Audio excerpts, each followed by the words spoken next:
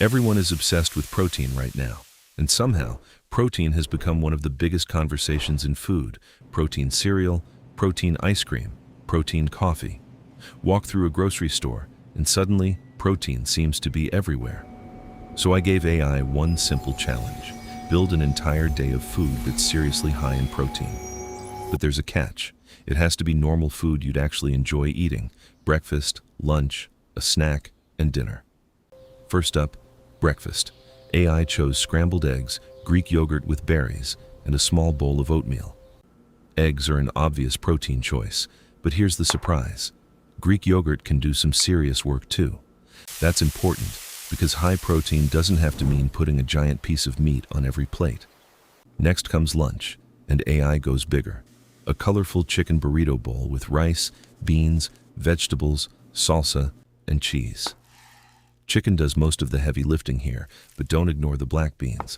They're contributing protein, and that's the clever part. Instead of depending on one ingredient, we're building a meal where several foods contribute.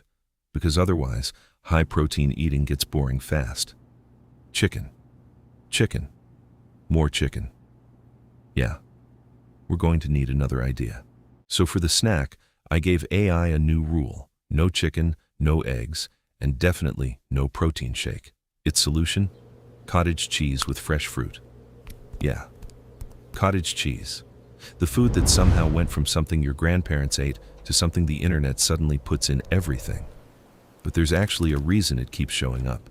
Cottage cheese can pack a solid amount of protein into a pretty simple snack. Add some berries, and you've got something sweet, easy, and actually filling. But let's be fair.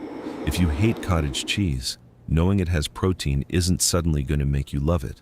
And that's where variety becomes important. Greek yogurt, edamame, tuna, tofu, lentils. There are plenty of ways to add protein without eating the exact same foods every day. Which brings us to our final meal: dinner.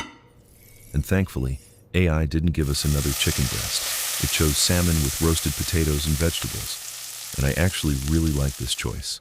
Not because salmon wins some imaginary protein championship, but because now we're getting protein from a completely different food. Think about what we've eaten today. Eggs and Greek yogurt at breakfast, chicken and black beans at lunch, cottage cheese for our snack, and now salmon for dinner. Instead of finding one high-protein food and eating it over and over again, AI built variety into the entire day. And that's probably the biggest lesson from this experiment.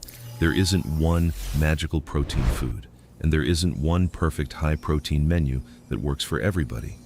Your needs can change depending on things like your body size, activity level, goals, and individual circumstances. And just because something has the words high protein written all over the package doesn't automatically make it healthy. Protein is only one part of the bigger picture. But AI did get something very right. Eating more protein doesn't have to mean eating plain chicken 4 times a day.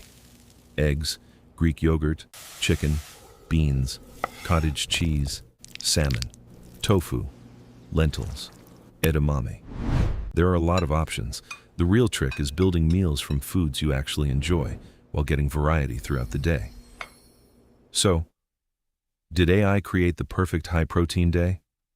Maybe not perfect, but honestly, I'd eat it. There's just one problem. Now, I want to make the challenge harder. What if AI had to build an entire high-protein day using only fast food? That's the next experiment.